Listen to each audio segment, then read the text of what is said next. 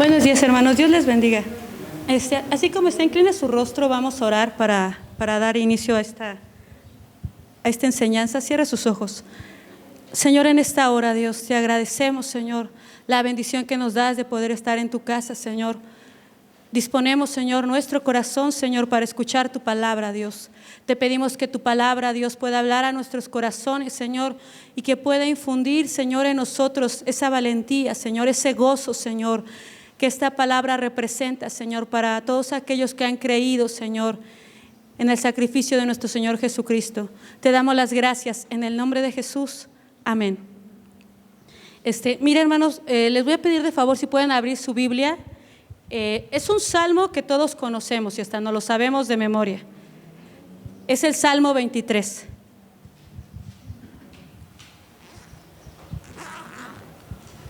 Si puede irlo abriendo, por favor. Le vamos a dar lectura a todo el salmo, pero solamente vamos a meditar en un versículo.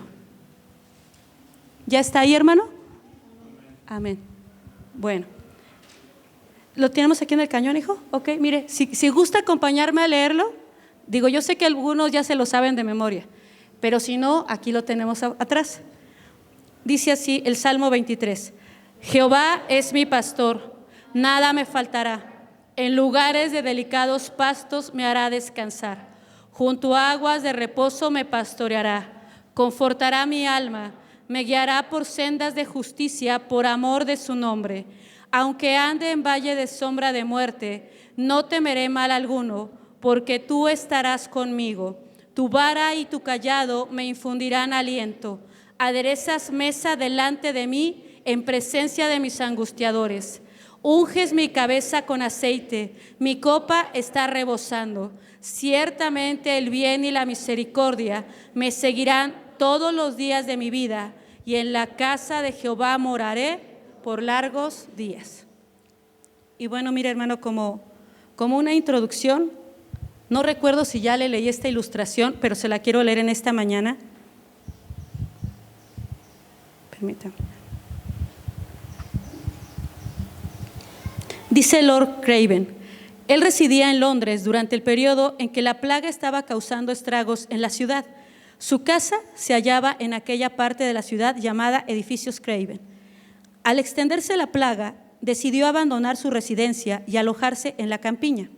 Tenía el coche a la puerta, su bagaje listo y todo dispuesto para emprender la marcha, cuando al atravesar el vestíbulo, con el sombrero puesto, el bastón bajo el brazo y poniéndose los guantes para subir el carruaje, oyó al muchacho negro que le servía de postillón, que decía a otro criado: supongo que como el Señor se marcha de Londres para evitar la plaga, Dios vive en el campo y no en la ciudad. El negro dijo esto en la simplicidad de su corazón, como si realmente creyera que hay muchos dioses. Estas palabras, sin embargo, hicieron pensar a Lord Craven y se detuvo. Mi Dios, pensó, vive en todas partes y puede preservarme en la ciudad lo mismo que en el campo. Voy a quedarme donde estoy. Este negrito en su ignorancia me ha predicado un sermón muy útil. Señor, perdona esta incredulidad y esta desconfianza en tu providencia, que me hizo pensar en escapar de tu mano. Dio orden inmediata de desenganchar los caballos del carruaje y de entrar el equipaje. Se quedó en Londres, donde fue útil a sus vecinos enfermos y no se infectó de la plaga. Estamos viviendo tiempos, de verdad, yo sé que son difíciles en muchos hogares. Han sufrido pérdidas de seres queridos, hemos sufrido pérdidas también a lo mejor de hermanos queridos, ¿verdad?, en la fe. Y gracias a Dios nos ha guardado como iglesia, pero nos hemos enterado de esas noticias en otras iglesias, en otros lugares. No lo podemos evitar. Y en este día, por eso creo que es muy pertinente tocar este tema. Y como título a este mensaje yo le puse: no temeré mal alguno. ¿Ok? Vamos a ir viendo el Salmo 23. Lo voy a desglosar de una manera muy rápida, porque el único versículo que quiero enfatizar en esta hora es el versículo 4. El Salmo 23 es uno de los salmos más conocidos para todos los creyentes, ¿sí o no, hermanos? Pero tristemente es uno de los salmos que que difícilmente podemos hacerlo nuestro. No todos pueden decir que ese salmo les pertenece. El salmista tiene aquí, la estructura de este salmo está dividido en 4 partes. El salmista primero reconoce que Jehová es su ¿qué? Es su pastor. Narra de sus experiencias, de las bondades de Dios para su vida, todas aquellas bondades que él ha visto de parte de ese pastor, y también como punto 3 infiere que no ha de faltarle ninguna cosa buena, que no tiene por qué temer ninguna cosa mala.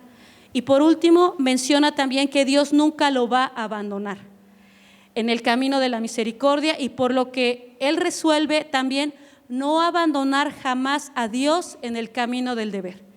Esto es algo recíproco. El salmista ha tomado una decisión firme de decir que Dios va a ser su pastor, pero que él también no se va a apartar ¿de quién? De él. Este salmo menciona también 3 secretos que a mí en lo particular se me hacen muy hermosos. El primer secreto es el secreto de una vida feliz. Es decir, ¿por qué una vida feliz? Porque todas sus necesidades van a ser suplidas en su vida. Por eso es que él puede decir: Jehová es mi pastor y nada me faltará. El segundo secreto, que creo que es el que ahora sí que nos importa en esta tarde, es el secreto de una muerte feliz. Muchos de ustedes van a decir: pero ¿cómo? Si vengo a la casa de Dios y me va a hablar de la muerte. Pues es que a través precisamente de la muerte de Cristo es que usted y yo estamos aquí. De hecho es un tema que deberíamos de abordar muy continuamente, ahorita lo vamos a ver. Entonces el segundo tema es el secreto de una muerte feliz, es decir, todo temor es quitado, aunque ande en valle de sombra de muerte, no temeré mal alguno porque tú estarás conmigo. El tercer secreto es el de tener una eternidad feliz.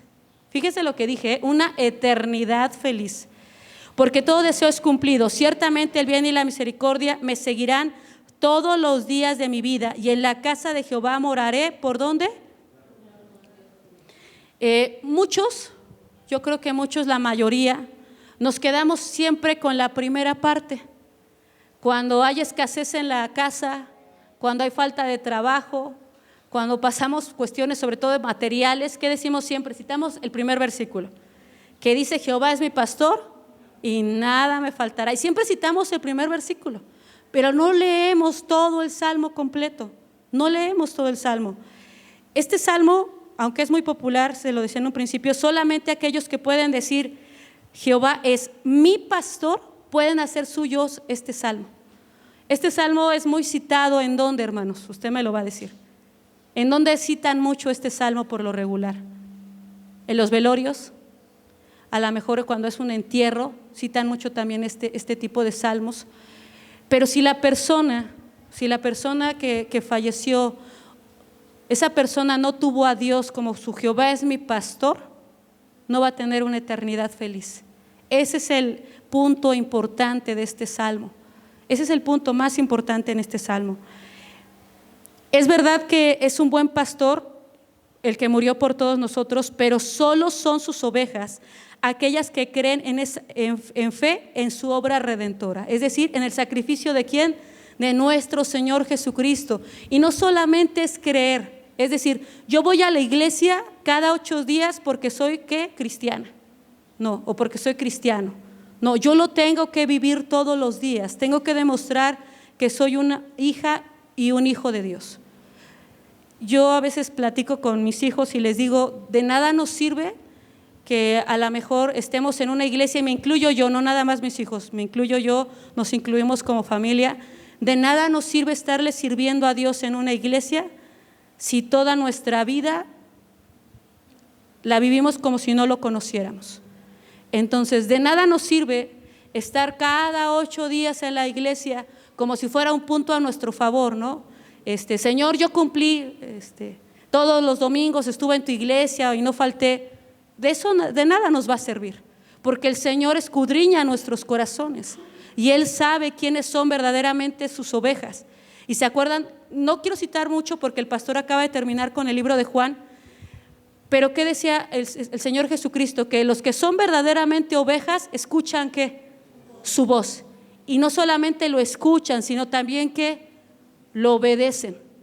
Porque muchas veces nosotros venimos y escuchamos la voz de Dios, pero ¿qué hacemos entre semana? No la obedecemos. Muchas veces, incluyéndome yo, a veces nos negamos, ¿no?, a obedecer lo que Dios nos está hablando. No queremos hacer caso. Entonces, ¿ustedes creen que vamos a tener una eternidad feliz? Lo tenemos que tocar, hermanos, porque esa es nuestra esperanza, sino porque somos creyentes. Nosotros somos creyentes y creemos en el Señor Jesucristo porque esperamos que un día el Señor venga. ¿Por quién? Por nosotros. Ya sea que Él venga por nosotros y nos lleve en el rapto y nos transforme en las nubes, o sea que Él venga y nos diga: hasta aquí terminó tu carrera en esta tierra. Esa es la realidad, hermanos, y lo tenemos que tocar. Y no solamente por la pandemia, ahorita les voy a contar otras cosas. No solamente es una cuestión de la pandemia, debemos de estar preparados en todo momento, porque no sabemos, como dice, ni el día ni la hora en que el Señor vendrá por su iglesia. Pero de esa misma manera no sabemos el día y la hora en que el Señor nos pueda llamar a cuentas. No lo sabemos. Ahorita con todo esto que está pasando, podemos ver personas ya de edad muy avanzada que a lo mejor fueron contagiadas y a lo mejor murieron.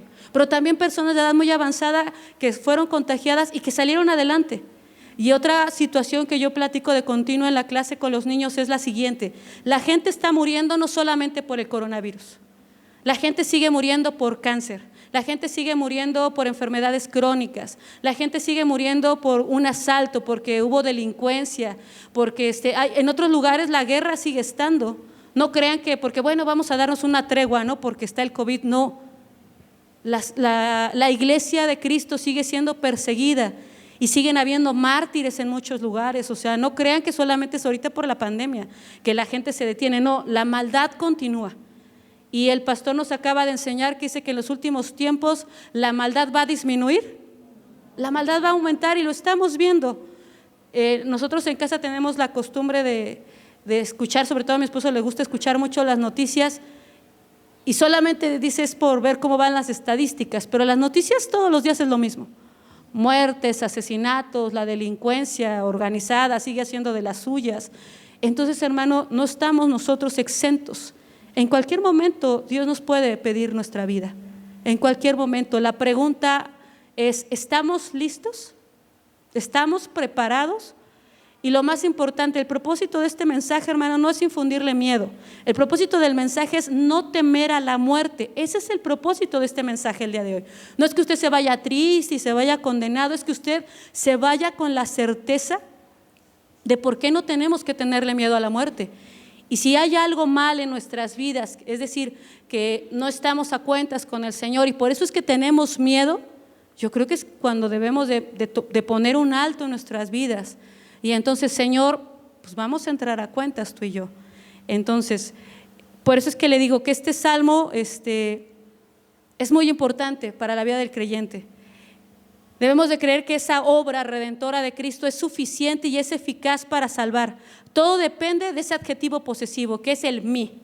Si yo digo Dios o Jehová es mi pastor, si yo digo que ese Jesús es mi buen pastor, debo de tener la certeza y la seguridad de que no voy a tener miedo a enfrentar la muerte. Y como lo acabamos de ver, si Él es mi pastor, yo soy su oveja, yo le pertenezco a Él. El pastor nos lo enseñaba, que si nosotros le pertenecemos a Él, nada ni nadie nos puede arrebatar de las manos del Señor, nada ni nadie, nada ni nadie. Entonces, ese es el primer punto que vamos a tocar. ¿Por qué no debemos de temer a Dios entonces? Porque Dios es ¿qué? Nuestro pastor. Ok. El segundo punto que vamos a ver ahorita es ¿por qué no debemos de temer a la muerte? Porque Dios estará conmigo. Entonces, sí vamos a ver este versículo nada más. Es el versículo 4. ¿Me lo puedes leer fuerte, hijo? Aunque ande en valle de sombra de muerte, no temeré mal alguno, porque tú estarás conmigo, tu vara y tu callado me infundirán aliento. Ok, hasta ahí. ¿Por qué cuando citamos este salmo nunca citamos esa parte? Siempre le digo, nos quedamos en la primera parte: Jehová es mi pastor.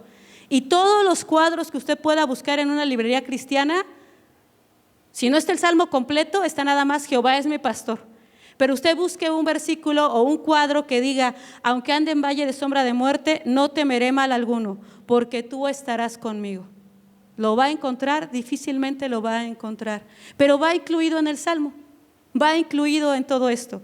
El pastor también en algún momento nos explicó este pasaje, y en aquellos tiempos, bueno, más bien allá en Palestina, cuando las ovejas ya no tienen alimento, los llevan a lugares altos. Y para llegar a esos lugares, eso nada más se lo quiero explicar, tienen que ir por lugares muy angostos, por lugares a lo mejor peligrosos, en donde el pastor precisamente tiene que ir con las ovejas, tiene que ir al lado de ellas para irlas cuidando.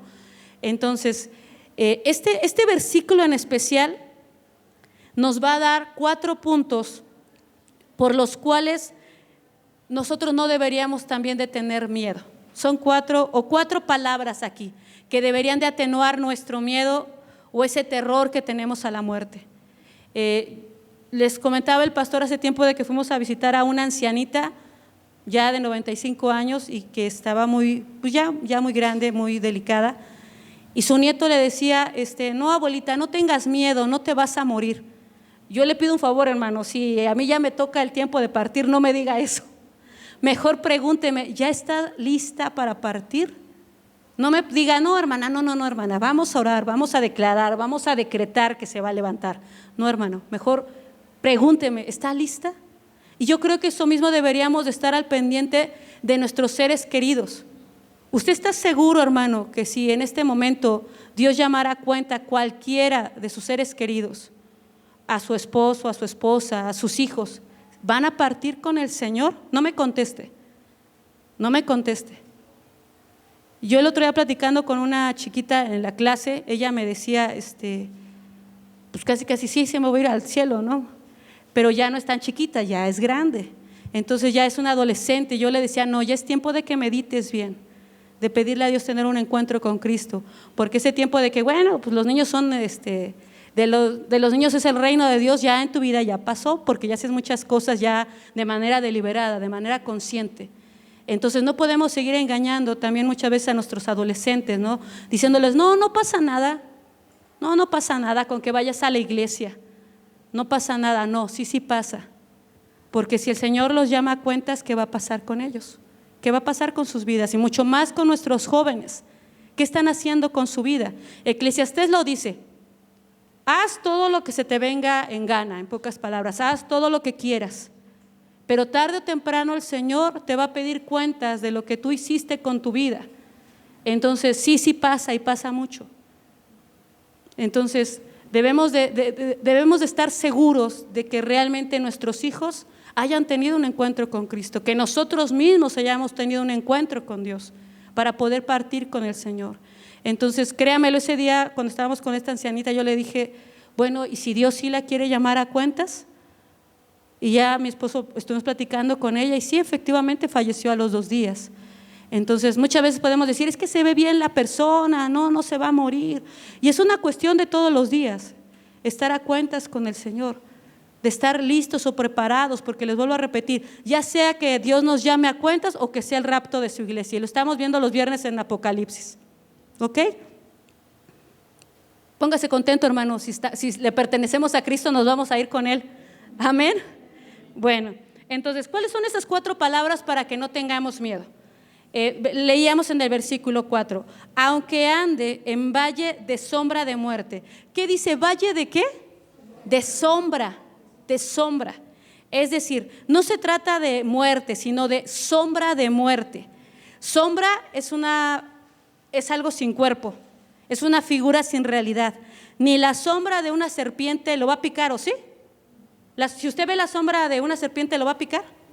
Y si ve la sombra de una espada, ¿le va a tener miedo porque la va a matar?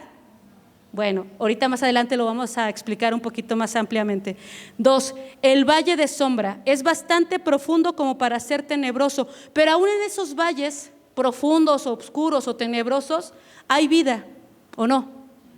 ¿Sí? Y son fructíferos.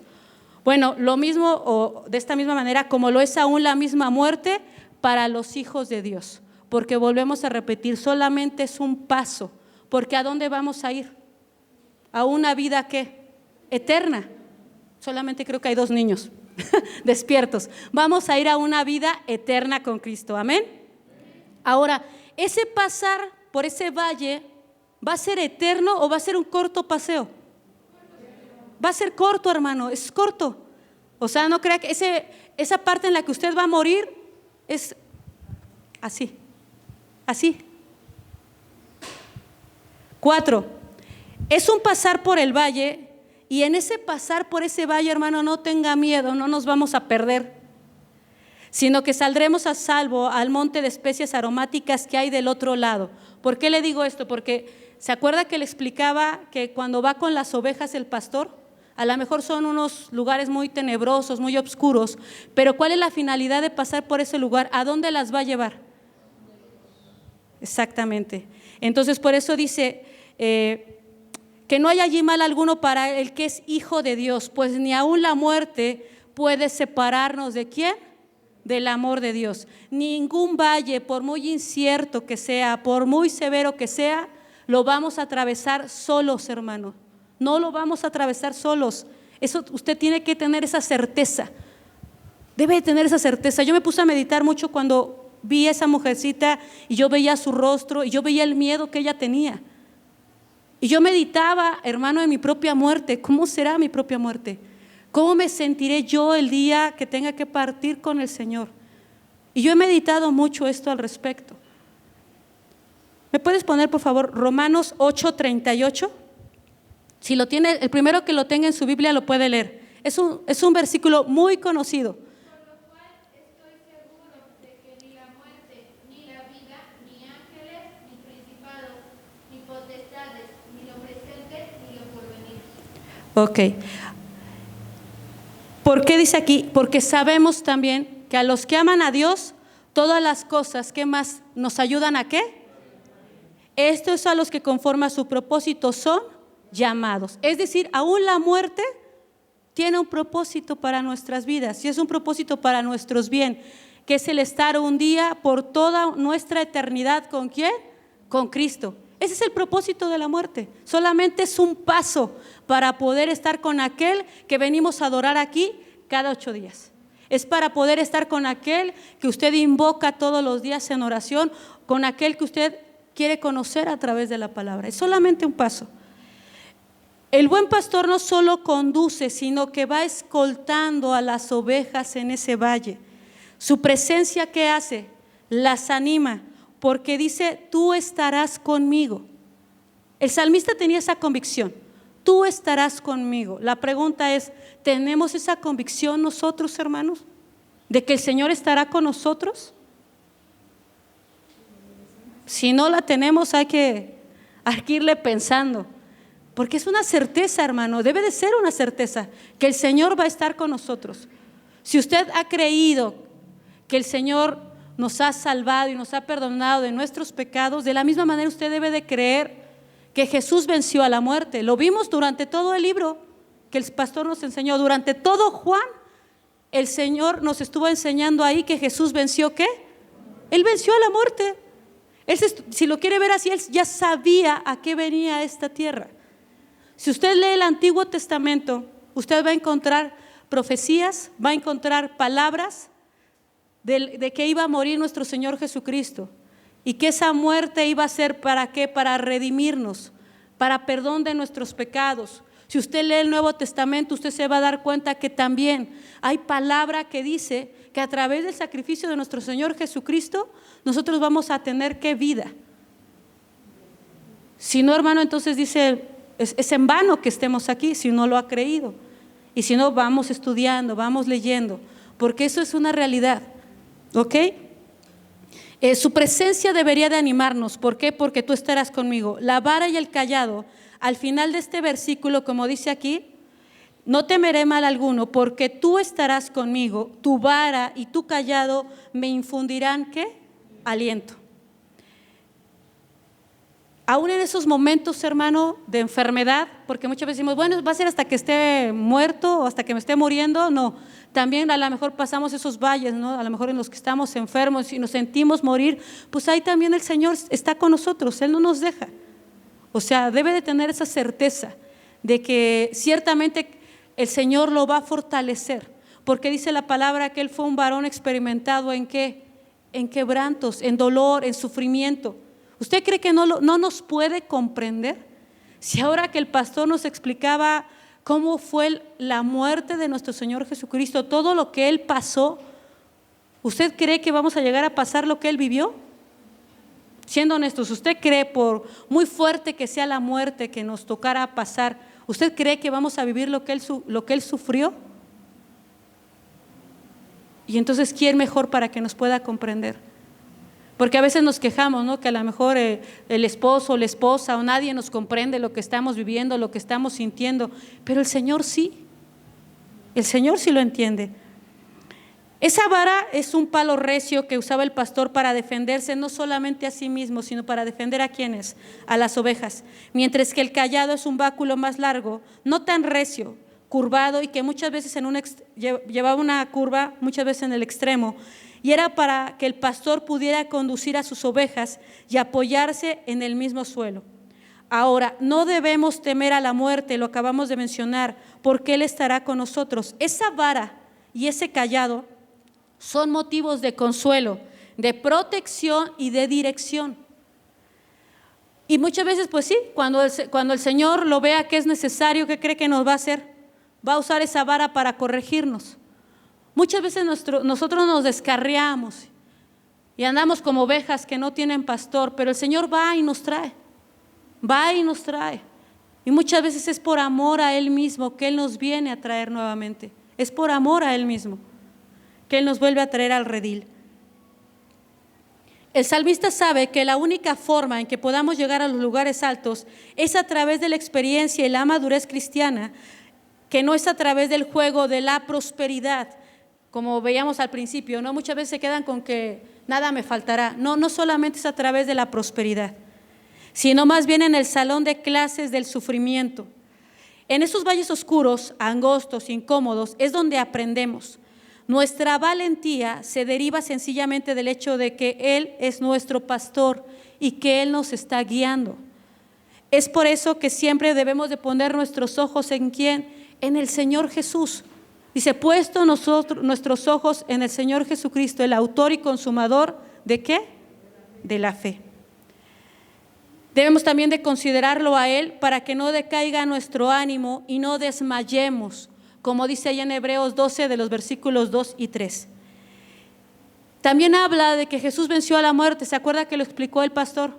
Bueno, ese aguijón, si usted ve una abeja, esa abeja en cuanto le entierre el aguijón, ¿le puede hacer otro daño mayor? ¿Le puede hacer más daño después de que le enterró el aguijón? Ya no, pues lo mismo es la muerte. Cristo ha quitado el aguijón de la muerte del pecado en la vida del creyente. Y bueno, decía algo aquí el comentarista y es muy cierto. ¿Usted ha pensado acerca de los sufrimientos que acompañarán a su muerte? ¿Ha pensado en ello? ¿Cómo va a morir? ¿Ha pensado si a lo mejor va a ser de cáncer, si a lo mejor de una enfermedad, de un accidente? ¿Lo ha pensado? Yo sí. Yo sí lo he pensado. Y a veces lo platico con mis hijos y me decía un día Vania, ay mamá, yo quisiera tener de esas muertes donde nada más me duerma, cierre mis ojos y ya no sienta nada. ¿Quién quisiera tener una muerte así? Pues todos quisiéramos morir de esa manera, ¿no? De una manera instantánea, sin dolor. Pero si al Señor le placiera de otra manera, ¿usted cree que el Señor no nos va a dar la fortaleza? ¿O acaso Él nos va a mandar una prueba que no podamos soportar? El Señor sabe de qué manera. Claro que todos tenemos ciertos presentimientos acerca de los sufrimientos que acompañan a la muerte. Alguien dijo esta frase: no me importa que el Señor pliegue mi tienda, pero espero que lo haga suavemente. Fue una manera muy poética, ¿no? De decir, no importa que el Señor me lleve con Él, pero que lo haga despacito, ¿no? Sin dolor, sin sufrimiento. ¿Qué dice el Salmo 48:14, por favor? Porque este Dios es Dios nuestro eternamente y para siempre. Él nos guiará aún más allá de la muerte. Qué hermoso versículo, ¿verdad? Originalmente yo quería trabajar con este versículo, pero algunos comentaristas decían que no estaban muy seguros de la última parte de este versículo, y a mí me entró la duda. Dije, no, tengo que investigar bien por qué, porque este versículo me gusta mucho. Pero lo único que está diciendo al final, Él nos guiará aún más allá de la muerte. La duda nada más es que algunos dicen que es hasta la misma muerte, o más allá de la muerte, que de todos modos viene siendo lo mismo. ¿Alguien tiene otra versión que no sea la Reina Valera este versículo? Que me lo pueda leer, por favor. NTV, ¿nadie trae? Pues así es Dios. Él es nuestro Dios por siempre y para siempre, y nos guiará hasta el día de nuestra muerte. ¿Se da cuenta? De todos modos, sea de una forma o de otra, el Señor va a estar con nosotros. ¿Cuál es este otro punto que quiero tocar? ¿Por qué no debemos de temer? Porque solo dijimos que es una sombra. Muchas veces, sobre todo los niños, ven una sombra y se espantan, ¿sí o no? Vas caminando y ves una sombra y te espantas. Dices, pues nada más fue una sombra, no es alguien que te vaya a hacer algo. Un antiguo proverbio decía que cuando alguien hacía una hazaña, se decía de él que había tirado de la barba del león. Ese era el proverbio. Cuando alguien hacía alguna hazaña, ¿no?, muy grande, muy poderosa, que alguien había tirado de la barba de un león. Si ese león estuviera vivo, ¿usted se atrevería a jalarle la barba? ¿Por qué no? Lo come. ¿Qué otra cosa le podría hacer ese león? Lo mata, lo araña, lo desgarra. Bueno, cuando un león está muerto, hermano, hasta un niño puede ir a jalarle la barba, ¿sí o no? Cuando un perro rabioso está muerto, le puede dar a lo mejor hasta una patada. No lo digo para fomentar que lastimen a los animales, no, sino por el tema que estoy tocando. Si fuera incluso un lobo muerto, hasta un niño pequeñito puede ir y hacerle lo que quiera. Le puede jalar las orejas, le puede jalar las patas, y como está muerto, ¿le puede hacer algo? Bueno, ¿puede insultarlo y le puede hacer algo? No le puede hacer nada, ¿no? Creo que ya sabe por dónde voy, ¿verdad? Una cosa así es la muerte, es una fiera rabiosa. Es como un león rugiente, como un lobo devorador. Cristo ha dado muerte a la muerte, ¿sí lo sabía? Cristo ha dado muerte a la muerte, para que los hijos de Dios puedan triunfar sobre ella, como los mártires de los tiempos primitivos, que alegremente se ofrecían al fuego, a la espada, a la violencia de las fieras hambrientas, y por la fe que había en la muerte de Cristo, se burlaban de la muerte que la había sometido a sí mismo. ¿Cuántos testimonios no hay de personas que murieron en los primeros siglos, los primeros cristianos, que murieron cantando a Dios, y la gente se sorprendía? Pero es ¿cómo? ¿Cómo que están cantando si se los van a devorar los leones? ¿Cómo están cantando si los están quemando en una hoguera? Porque ellos sabían que solamente era un paso, hermano. Era solamente un paso para poder estar con Dios por toda la eternidad. Por eso es que esa iglesia, esa primera iglesia, tenía una convicción fuerte. No les importaba morir. No le voy a preguntar para no quemarnos. No le voy a preguntar quién tiene miedo a morir. Por eso le vuelvo a repetir, para que no nos quememos. Pero no nos debería de dar miedo morirnos. No nos debería de dar miedo, porque sabemos que somos hijos de Dios y que a Él le pertenecemos.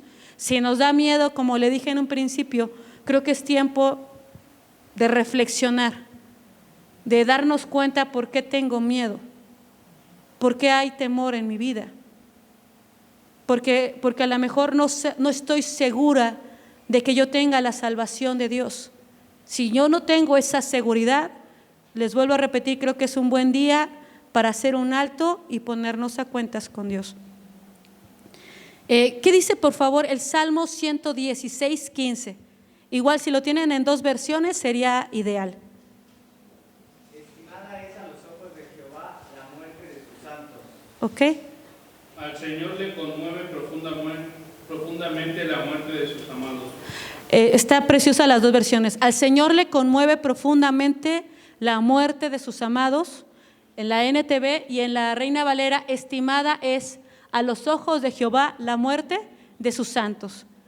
Porque hay mucha gente que cuestiona esa parte, ¿no? O sea, ¿cómo es posible que Dios permita que la gente muera? Hablando de los que son pastores o que son creyentes o que son misioneros o que son evangelistas. Porque a veces la gente se cuestiona eso y dice, ¿cómo es posible que la gente buena muera? Aquí está, hermano. A Dios le conmueve en su corazón que sus santos mueran. Al Señor le conmueve. Se duele en su corazón. Porque si no estaría yendo en contra de sus atributos, de que Él es amor, de que Él es bueno, de que Él es toda bondad. Claro que al Señor le conmueve verlo, a lo mejor esa parte en la que va a sufrir, pero sabemos que es para un bien mayor, para algo mejor. Es cierto que necesitamos gracia para morir, pero esa gracia, ¿cuándo la vamos a necesitar?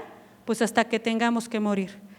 Para nosotros es real la verdad que para nosotros ha perdido la muerte su terror, porque sabemos que morir significa ir a estar a solas con Cristo, y esto es mucho mejor. Por esto es que podemos decir, morir es ¿qué? Es ganancia, porque llegaremos al final a la casa de nuestro Padre. Hermanos, esta casa que usted tiene aquí en esta tierra, incluso esta iglesia, no es nuestro verdadero hogar. No es nuestro verdadero hogar, ¿eh? Así que un día, creo que sí se lo comenté, un día yo, ustedes saben dónde vivimos, en un departamento, y un día yo lo estaba viendo por fuera y dije, no, y si le hiciéramos esta remodelación, y le hiciéramos esto, y le hiciéramos aquello. Yo estaba aquí en mi cabeza pensando cosas, pero de repente sentí algo así, es que esta no es tu verdadera casa, ese no es tu verdadero hogar. Nuestro verdadero hogar está allá en los cielos, está con Dios. Por eso, hermanos, es que Jesús decía que no tenemos que hacer tesoros. ¿En dónde? Aquí en esta tierra. No importa, hermano, no importa si a lo mejor no tienes una residencia, no importa si no tienes un BMW, no importa. Lo importante es que tengas ¿a quién? A Cristo en tu corazón, que tus hijos tengan a Cristo en su corazón. Eso es lo importante. Ni siquiera es importante, bueno, sí es importante, pero no es lo más importante. Es decir, a veces como padres nos afanamos en darles la mejor educación, que vayan a la mejor escuela, que tengan la mejor vestimenta, que estén súper bien alimentados, pero de nada sirve si espiritualmente hablando no tienen a Cristo. De verdad, no sirve de nada.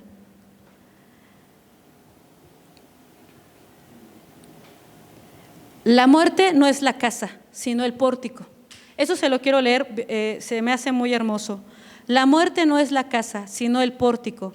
No es el objetivo, no es la meta. No es el valle de la muerte, sino el valle de la sombra de la muerte en sustancia. No queda nada y solo queda una sombra. Nadie tiene miedo de una sombra. La sombra de un perro no muerde, la sombra de una espada no mata, la sombra de la muerte no puede destruirnos, hermano. Esa es la situación. Solamente es una sombra. Jesús ya la venció, Jesús ya la derrotó. No puede destruirnos. No hay nada en la muerte que pueda dañarme en tanto que tu amor no me deje. Eso lo dijo Spurgeon. Puedes decir, oh muerte, ¿dónde está tu aguijón? Y la muerte, le vuelvo a repetir, ya fue derrotada por el Señor Jesús en la cruz del Calvario.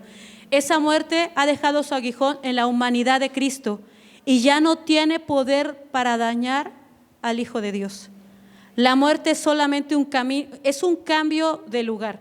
Esto que le voy a mencionar ahorita solamente es un pequeño resumen de un libro que se lo recomiendo mucho, se lo he estado recomendando mucho. El libro se llama El último día del creyente, su mejor día, de Thomas Brooks. Es un sermón que fue compartido en un velorio, que a mí me dejó mucha enseñanza, porque dice que la muerte es solamente un cambio de lugar. Es decir, usted solamente va a dejar esta tierra para estar con Dios. ¿En dónde? En los cielos. Eso es la muerte, va a cambiar de lugar. Usted decide, o más bien usted vaya viendo, si no es hasta cierto punto hermoso esa muerte, en el aspecto de que vamos a cambiar de lugar, ya no va a estar aquí. ya no va a estar aquí en esta tierra. Va a cambiar de compañía. Si usted se queja mucho de su esposo, de su esposa, de su familia, ya no va a estar con ellos. Va a estar en la dulce presencia del Señor Jesús. Pero si usted va a estar en la dulce presencia del Señor Jesús y es una persona que ama a Jesús, va a querer procurar que sus seres queridos también lleguen ¿a dónde? Con Él también. ¿Sí me expliqué? Bueno, entonces dijimos que es un cambio ¿de qué? De lugar. Es un cambio de compañía. Es un cambio de trabajo. Si yo le preguntara aquí a quién le gusta su trabajo, a lo mejor pocos van a levantar su mano. ¿A quién le gusta ir a trabajar todos los días? No, pues a nadie, ¿no? A veces quisiera que fuera domingo todos los días. Va a ser un cambio de trabajo. ¿Cuál va a ser nuestro trabajo allá en los cielos? Alabar y adorarle por toda la eternidad. Ese va a ser nuestro trabajo. Ya no va a haber, le digo, ya no voy a tener que andar lavando trastes. Ya no te voy a tener que andarme quebrando la cabeza en qué voy a hacer de comer. Los esposos ya no van a tener que andar lidiando con el tráfico. Ya no van a tener que andarse tronando los dedos por si hay o no para comer, para traer dinero a la casa. Va a ser un cambio de trabajo. Vamos a estar con Él por toda una eternidad, alabando y adorando su nombre. Solamente eso. ¿Cómo se siente usted cuando viene aquí a la iglesia los domingos? Cuando viene de buenas, porque cuando viene de malas, hasta no queremos ni alabar a Dios. Pero cuando viene de buenas, cuando viene con disposición en su corazón, cuando no venimos peleados con el cónyuge, cuando no nos hizo enojar un hijo, cuando venimos de buenas, ¿no? No, siempre deberíamos de venir con disposición. Pero ¿cómo se siente cuando estamos aquí en la casa de Dios? Se siente hermoso. Cuando yo estaba soltera, pues yo tenía que ir a trabajar el lunes y aparte a la escuela, ¿no? En la iglesia donde íbamos habían 2 servicios, en la mañana y en la tarde. Y cuando ya era el servicio de la tarde, yo no quería que terminara, porque yo dije, ya mañana es lunes y tengo que ir a trabajar y tengo que ir a la escuela. Cuando estamos en la casa de Dios y cuando está la presencia de Dios como en este día, es hermoso. Es hermoso, de verdad, es hermoso. Ese salmo que dice, mirad cuán bueno y cuán hermoso es habitar los hermanos juntos en armonía, es hermoso. Es hermoso, de verdad. Poder estar en la compañía de los santos, poder estar en la congregación de los justos, es hermoso. Porque somos personas con defectos, sí. Somos personas que seguimos pecando, sí. Pero somos justificados delante de Dios. Y eso nos hace hermosos a los ojos de Dios. ¿Qué otra cosa es? Cambio de disfrutes. ¿Qué es lo que más disfrutas en esta tierra? ¿Qué es lo que más disfrutas? ¿La comida? ¿La ropa? ¿El dormir? ¿Las películas? Bueno, vas a cambiar de todo eso. Vas a disfrutar estar en la presencia de Dios. Cuando estamos en la alabanza, me gusta a veces cerrar los ojos y a veces de verdad, yo nada más de imaginarme, ese canto que dice, solo me imagino cómo será cuando estemos delante del Señor, a mí me quiebra. Porque yo digo, Señor, yo no sé qué voy a hacer cuando te vea. Es como cuando tú has estado esperando una sorpresa, ¿no? Por toda una semana. No lo puedes creer, o sea, no sabes si saltar, gritar o llorar. En una ocasión, Elías estaba muy chiquito. Yo creo que tenía como 2 años y medio más o menos cuando estábamos en Elianay. 2 años y medio. Y Elías siempre ha sido muy efusivo, ¿no? Entonces, íbamos pasando por un tianguis y vendían unos peces pero eran de plástico. Y él decía que él quería tener un pez, entonces se lo compramos. Iba en con su bolsa de agua y su pez adentro, pero Elías iba brinque y brinque y brinque, bien emocionado con su pez adentro de su bolsa. De verdad iba gritando y bien emocionado. No sé, yo me imagino así cuando estemos delante de Dios. No sé si llegaré gritando y abrazar al Señor o lloraré como dice ese canto, no lo sé. Pero yo creo que será la mayor satisfacción o el disfrute mayor que podrá tener mi alma, ¿sí? Más que cualquier otra cosa. No sé, los que han podido casarse, cómo estaban de nerviosos el día de su boda y con qué ansias esperaban ese día de su boda y con qué emoción. Yo me acuerdo que yo iba toda nerviosa, no me podía ni pintar las uñas, que según yo me las iba a pintar, no me podía poner nada. Ese día no lo podía creer, había llegado el día en que me iba a casar.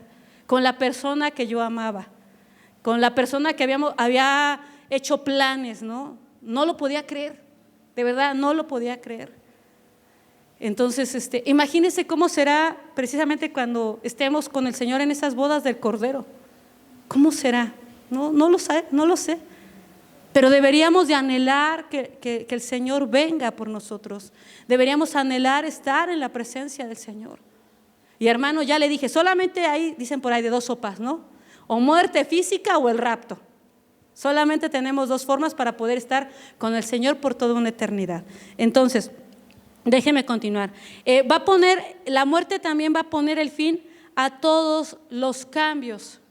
A todos los cambios. Es decir, ahí ya no va a haber nada de que ahorita eres niño y después eres viejo, o a lo mejor ahorita eres soltero y después eres casado. Vas a ser hijo de Dios para toda la eternidad, ya, punto.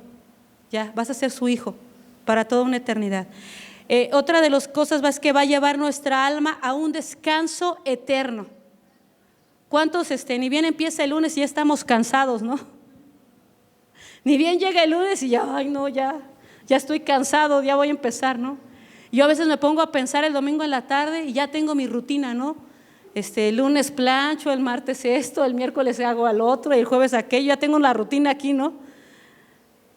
Pero va a ser un descanso eterno para nuestra alma.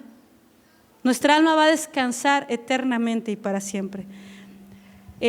Aquí en este libro nos da dos recomendaciones que se me hicieron muy interesantes. Si puede, lea el libro, se lo puedo mandar, son como 26 páginas, léalo, de verdad, léalo, medítelo. Y dice, ahorita que desafortunadamente, uno podría decir desafortunadamente o podríamos decir afortunadamente, algunos de nuestros hermanos están muriendo porque lo están haciendo en Cristo, da dos recomendaciones. Nunca llores inmoderadamente la muerte de ningún creyente. Y se me va a quedar viendo así como que, ¿cómo? Sí, se lo vuelvo a leer. Nunca llores inmoderadamente la muerte de ningún creyente, aunque sea el más excelente y útil que haya existido jamás. La muerte no es la muerte del hombre, sino la muerte de su pecado. La muerte es para ellos la mayor ganancia. Porque ellos ¿a dónde van?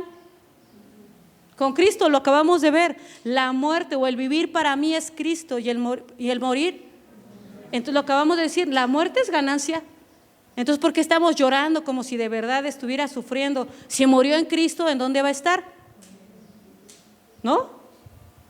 Bueno, la muerte es para ellos la mayor ganancia. Habla. Esto me llamó mucho la atención. Habla de mucho egoísmo. Se lo leo de nuevo. Habla de mucho egoísmo en nosotros al estar más absortos con la ganancia y el beneficio que nos reporta su vida que con la felicidad y la gloria que les reporta su muerte. Ay, no, es que a usted no se le ha muerto, un ser querido muy cercano, por eso es que lo dice. Es que no se ha muerto su esposo, no se le ha muerto uno de sus hijos. Pero si usted medita en lo que es la muerte, hermano, se va a dar cuenta que es ganancia. Que realmente estamos siendo egoístas, porque entonces valoramos más la vida que vivió en esta tierra que lo que va a vivir ¿en dónde? En la eternidad. ¿Se da cuenta? La muerte no es como algunos la pintan. Un hombre dijo lo siguiente, que la vida entera de un hombre no debe ser otra cosa que una meditación sobre la muerte. ¿Se acuerda lo que dice Eclesiastés? ¿Qué dice Eclesiastés en cuanto que hay más, se me fue ahorita la idea, que deberíamos de estar más, meditar un poco más cuando estamos en un luto, cuando estamos en una fiesta? ¿Cómo dice en Eclesiastés? ¿En dónde es mejor? ¿En casa de donde hay un luto, donde hay una muerte o donde hay fiesta? ¿Dónde sería mejor? En casa de luto. ¿Por qué? Porque vamos a meditar en la brevedad de ¿qué? De nuestra vida. Por eso deberíamos de pensar en ello. Entonces dice, la muerte, preguntándole, esto ya se lo leí. Alejandro Magno le preguntó al filósofo indio, ¿cuánto tiempo debería vivir un hombre? Dice él, hasta que piense que es mejor morir que vivir. Ese es el primer uso. No lloremos inmoderadamente la muerte de ningún creyente. ¿Por qué? Porque si llegara yo a morir, si llegara a morir el pastor, si llegara a morir cualquiera de nosotros y sabemos que fueron personas que verdaderamente caminaron con Dios, ¿qué deberíamos de tener la certeza de que en dónde van a estar? Y debería de provocar ¿qué? Gozo en nuestro corazón, saber que terminó su carrera en esta tierra. Eso debería de provocar alegría en nuestro corazón. Ay, no, es que qué raro se escucha, pero es que es la realidad. Es la realidad, hermano.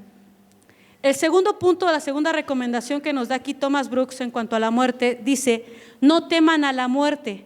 Hay mucho reproche contra Dios por el hecho de que los creyentes no estén dispuestos a morir. Hablan mucho de Dios, del cielo, de la gloria, y sin embargo, cuando deben partir e ir a compartir esa gloria, se encogen de hombros y dicen: déjenme un poco de tiempo. ¿No es esto un rechazo al Dios de la gloria? O sea, ¿qué queremos decir? Que no queremos ir con Él. ¿Cómo sabrá bueno, se lo voy a decir cómo es. ¿Cómo cree que se sentía mi esposo cuando ya estábamos comprometidos, lo estábamos platicando en estos días, y mi papá tuvo un accidente? Entonces ya teníamos hasta fecha, ya casi para casarnos, y como se cayó mi papá, tuvimos que posponer la boda durante 1 año. ¿Cómo creen que se sentía? ¿Feliz? Frustrado, ¿no? Como diciendo, o sea, ¿cómo? Si ya íbamos a estar juntos, si ya nos íbamos a casar, si ya nos íbamos a ir a vivir juntos. Algo así, le estamos haciendo así como que una manera de grosería al Señor, diciéndole: no, todavía no quiero disfrutar contigo, no quiero ir contigo a tu gloria. O sea, quiero seguir aquí disfrutando de los bienes de esta tierra, porque a veces de verdad parece que valoramos más las cosas materiales de esta tierra que las cosas espirituales.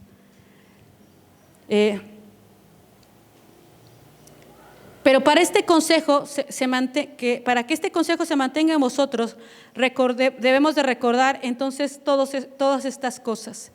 ¿Qué es lo que significa para nosotros la muerte? Quiero contarle dos ilustraciones. Se me hicieron muy importantes, de un libro que me compró mi esposo. Aquí está, mire. Se llama Mujeres Fieles y su Dios Extraordinario. Es un libro muy interesante, son testimonios, pero habla de una familia, por eso se lo quiero contar hoy. Habla de una familia, de la familia de Jonathan y Sarah Edwards. Esa familia fue una familia muy piadosa. ¿Y por qué decimos que era una familia piadosa? Bueno, porque hay escritos de personas en las cuales ellos llegaron a influenciar de una manera muy fuerte en sus vidas. Jonathan y Sarah Edwards, sobre todo Jonathan Edwards, decía que la familia debería de ser una iglesia pequeña. ¿Qué le dije que debería de ser la familia? ¿Una iglesia qué? Consagrada a Cristo y completamente influenciada y gobernada por sus reglas. Porque a veces, hermano, déjeme decirle lo siguiente: es triste darnos cuenta que muchas veces los padres piensan que quienes tienen que instruir a los hijos o a los niños es la iglesia, y no es así. Quienes deben de darle la instrucción a los niños son sus padres, son los padres. Es un testimonio muy, muy largo, solamente quiero comentarle lo siguiente. En aquellos tiempos, como fue en el siglo XVIII, en ese tiempo, pues obviamente había gente que se moría a muy temprana edad. Los niños se morían muy chiquitos porque no habían vacunas, porque no había medicamento, entonces los niños se morían. Era un tema muy, muy cercano a todos ellos, la muerte, era un tema muy cercano.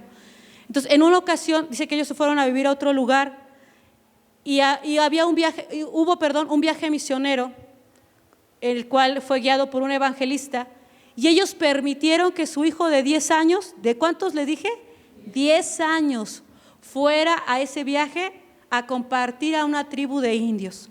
Yo a veces no dejo ir a mis hijos a la tienda porque tengo miedo, porque me preocupa qué les va a pasar. Y sin en cambio ellos dejaron ir a su hijo de 10 años a que fuera a compartir a esa tribu, a que fueran a evangelizar. Y en ese tiempo se murió uno de sus amiguitos de su hijo, de Jonathan Edwards Jr., se murió su amigo también de 10 años. Y su papá le escribió una carta a su hijo que le envió, y se la quiero leer, muy breve lo que le escribió. Le dijo: hijo, esto es un llamado fuerte de Dios para que te prepares para la muerte.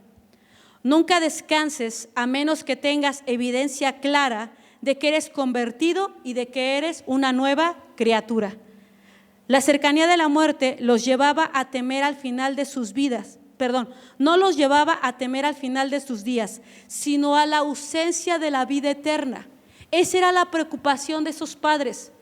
No les preocupaba tanto que se muriera, porque por eso lo habían dejado ir a compartir a esa tribu de indios. Les preocupaba la eternidad de su hijo. Hermano, ¿nos preocupa la eternidad de nuestros hijos? Si es así, deberíamos de verdad ocupar cada día para enseñarles el mensaje de la Biblia. Cada día. No debería de haber día en el cual no le deberíamos de hablar de Cristo. Y tristemente muchos de nuestros hijos a veces ni una Biblia tienen. Así se lo tengo que decir. Muchas veces eso ocurre. ¿Eso de qué habla? ¿De que nos preocupa su vida espiritual? No, no nos preocupa. No les compramos a lo mejor, no sé, todos los libros de texto que pide, a lo mejor, bueno, ahorita porque lo regala la SEP, ¿verdad? Pero todos los libros que les piden para leer en la escuela se los compramos, pero no les compramos literatura que los pueda hacer crecer en cuanto a su fe. Y créame lo que no es venta de libros porque ya no tenemos librería. Pero eso debería de preocuparnos, debería de ser una ocupación diaria. Decirles a nuestros hijos: en serio, ¿conoces a Cristo? ¿De verdad has nacido de nuevo? Mi oración todos los días con mis hijos: Señor, que tengan un encuentro contigo. Señor, que tengan un encuentro contigo, que te conozcan. A lo mejor hasta mis hijos han de decir cuando oramos con ellos en la noche: ya hasta parece disco rayado mi mamá. Que tengamos un encuentro con Cristo. Y de verdad yo les digo: pídele a Dios que tengan un encuentro, que Cristo tenga un encuentro contigo. A los niños más ahorita a los adolescentes, pídanle a Dios tener un encuentro con Cristo. Ese debería de ser nuestro clamor. Y no solamente ahorita porque son adolescentes, desde que son niños, porque no sabemos en qué momento Dios pueda llegar a sus vidas.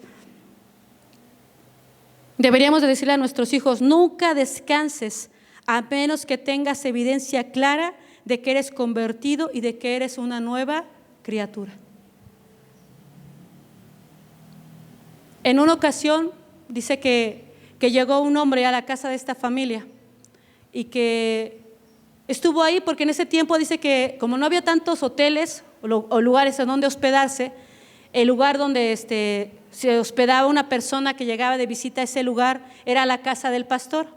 Y yo dije: ay, qué bueno que en estos tiempos sí hay hoteles entonces. No, entonces dice que esta persona fue a la casa del pastor y se quedó ahí hospedado. Y pues obviamente vivía y convivía con la familia y estuvo varios días ahí. Y que entonces un día Sarah Edwards vio a este hombre que andaba muy triste y se acercó y le preguntó, dice: perdone que me intrometa en sus asuntos, pero lo veo triste, me gustaría saber cuál es el motivo de su tristeza. Y este hombre le dijo: bueno, es que desde el tiempo que llegué a esta casa me he dado cuenta de algo, que no tengo a Cristo y que no tengo la gracia de Dios en mi vida. Y yo me ponía a pensar y decía: ¿mi casa realmente reflejará eso? ¿Realmente llegará a conviccionar los corazones de que no tienen a Cristo porque nos ven a nosotros así? Eso debería de provocar una manera de reflexionar si nuestro hogar, eso es lo que está reflejando, que somos verdaderamente creyentes, que verdaderamente estamos reflejando la vida de Cristo a otros. Otro testimonio que le quiero compartir es muy pequeño también. Se llama Esther Ann Kim. Ella era una mujer coreana, igual como por esos siglos XVIII. Fue en el tiempo de la Segunda Guerra Mundial, allá en Corea, cuando los invadieron los japoneses. Esta mujercita tenía una madre, para todos aquellos que dicen: no, es que ellos porque tenían un padre que era piadoso, un esposo que era piadoso como Jonathan Edwards, no, porque muchas veces las mujeres somos bien astutas, culpamos al esposo. La verdad, lo tengo que reconocer, somos astutas. Decimos: no, es que si él es la cabeza, él tendría que orar, él tendría que leer, y le echamos la culpa al esposo. Bueno, le cuento este testimonio para que no tengamos excusa. Esther Kim tuvo a sus padres, un padre, obviamente los dos coreanos, pero el padre era pues de su religión de allá, y la mujer era una mujer cristiana. ¿Cuál fue el impacto tan fuerte que esta mujer influenció en Esther? Que eso pesó más en la vida de ella que lo que su padre le podía enseñar. Pesó más en la vida de ella el cristianismo. Pesó tanto en su vida que en ese tiempo ella fue maestra. Y dice que como estaban los japoneses, habían invadido ahí Corea, en cierto horario los metían a todos y los hacían que se postraran delante de su Dios. Entonces ella daba clases en una escuela, creo que era cristiana, y ella dijo, pues es que si yo me inclino, ¿qué ejemplo le voy a dar a mis estudiantes, no? Y ella sabía que era la muerte. Entonces entran al lugar a donde los metieron a todos, porque precisamente lo andaba haciendo a propósito el gobierno para encarcelarlos o para matarlos a los que eran cristianos, y los meten a todos y dan el toque como de campana o no sé qué daban, dan el sonido de alarma y todos se inclinan excepto ella. Así que cuando ella salió, ella sabía que se iba a morir. Ella se fue a su casa. ¿Y ustedes creen que su mamá la conmiseró o le dijo, ay no, mijita, pobrecita, te vas a morir? Porque aparte ella físicamente, su condición física era muy pobre, era muy débil físicamente. Su mamá le dijo lo siguiente: llegó el momento de prepararte para morir. ¿Usted le diría eso a sus hijos? Qué fuerte, ¿verdad? Agarró a su hija y la mandaron, ahora sí que la disfrazaron rápido y la escondieron y la mandaron a otro lugar. Pero no crea que para evadir la muerte, eso es lo más impactante de su mamá. Se la llevó a un lugar donde empezó a comer cosas muy frías, andaban sin suéteres, porque esos lugares en ese tiempo había mucho frío, para empezarla a entrenar para la muerte, para cuando se la llevaran a la cárcel, porque se la iban a llevar. Entonces la lleva a esos lugares, le empezó a dar de la comida más pobre, de lo que ellos sabían que con lo que alimentaban en aquel tiempo en la cárcel, como si fuera pan y agua a lo mejor para nosotros. De eso empezó su mamá a entrenarla de esa manera a su hija. La empezó a entrenar en cuanto a la alimentación, en cuanto a lo físico, todos los días orando, cantando, memorizando la escritura, otra cosa bien impactante, memorizando la escritura, porque sabía que eso era lo único con lo que se iba a quedar en cuanto lo metieran a la cárcel. Y de esa manera empezó a entrenar su mamá a su hija, la empezó a entrenar, empezó a conocer a gente creyente que precisamente también estaba como que a escondidas en ese lugar. Un día conoció a un hombre del que ella dijo, es que ese hombre no huye a la muerte, parece que corre hacia la muerte porque no le tenía miedo a morir. Y dice que, pues que en algún momento que ya se sentía lista y preparada y que había estado orando con Dios, ella regresó a donde ella vivía. Y pues obviamente la agarraron y la llevaron a la cárcel. La historia termina en que fueron pocas, parte de la historia, porque es una historia muy larga, que fueron pocas las personas que sobrevivieron. Fueron muy pocas las personas que sobrevivieron. La torturaron, la golpearon, la maltrataron, les hicieron muchas cosas adentro con tal de que ella negara su fe. Ella nunca negó su fe. Cuando termina la Segunda Guerra Mundial y los sacan, creo que de no sé cuántos habían metido, solamente sobrevivieron como 14. Entre esos 14 estaba esta mujercita que se llama Esther. Entonces, su madre fue una mujer muy comprensiva, pero firme. Fíjese lo que dije, comprensiva y firme. Sobre todo en cuanto a las cosas de Dios. Porque ella nunca le dijo, ¿sabes qué? Llegó la hora de morir, tienes que ir. Porque ellos sabían que en medio de todo eso ella estaba dando testimonio y ella iba a hablar de quién iba a ser su Señor. El señor Bolton, acostado en su lecho de muerte, dijo, estoy por las maravillosas misericordias de Dios, tan lleno de consuelo como mi corazón puede contener, y no siento nada en mi alma salvo a Cristo, con quien deseo estar de todo corazón. Cristianos, si la excesiva disposición de los santos a morir no os hace estar dispuestos a morir, ¿qué lo hará? Nuestro Señor Jesucristo estuvo dispuesto a morir. Él lo dijo: nadie me quita la vida, yo la pongo, yo pongo mi vida. Él la dio. Y si eso no nos hace de verdad entender o tener esa disposición de decir: Señor, verdaderamente el morir es ganancia, ¿qué lo hará? ¿Qué podrá hacerlo, hermanos?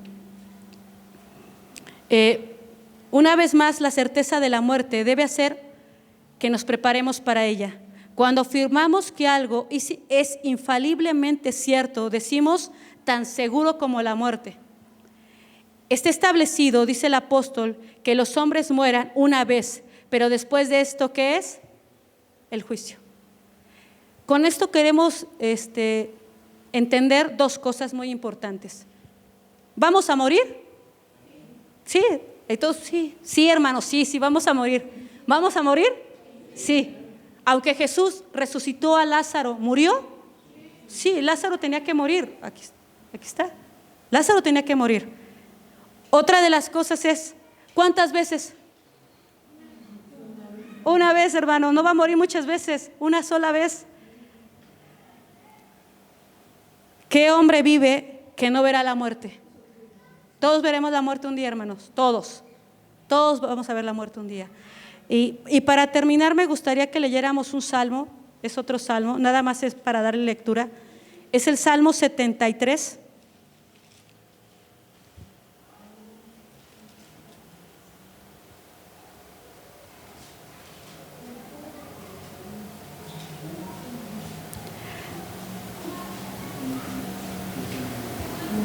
Vamos a darle lectura solamente del versículo 22 en adelante.